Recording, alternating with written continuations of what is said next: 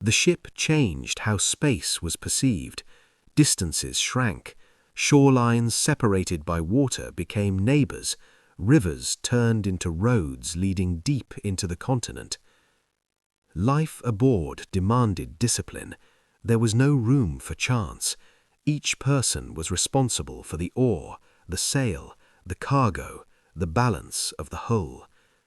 Conflicts did not disappear, but at sea they lost their meaning. Survival depended on coordinated action. Authority was proven not by words, but by actions in moments of danger. Over time, the Longship became a symbol of what the sea made possible. It connected the world of the North with lands beyond familiar experience. At this stage, it was not yet an instrument of terror or conquest. It remained a tool of movement, a link between communities. For the people of the North, the sea did not begin beyond the horizon. It was always close. It entered everyday life as naturally as the forest, the pasture, or the hearth.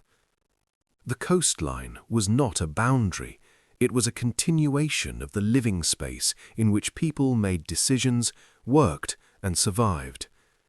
That is why the ship in the Scandinavian world did not emerge as a luxury or a rare exception. It emerged as a practical answer to the conditions of life.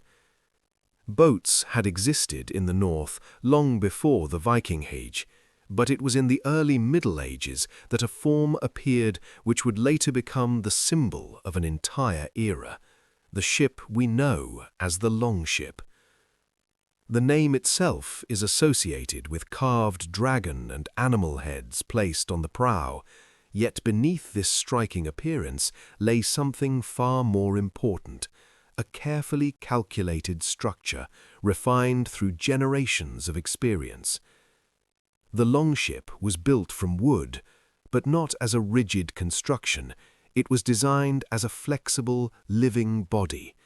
The planks of the hull overlapped one another, allowing the ship to bend slightly with the waves instead of breaking beneath their force.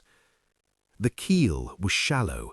This allowed the ship to sail both in open seas and in shallow waters. It could approach the shore directly without harbors, piers, or complex infrastructure. The ship could be pulled onto land, repaired, and launched again by the crew themselves.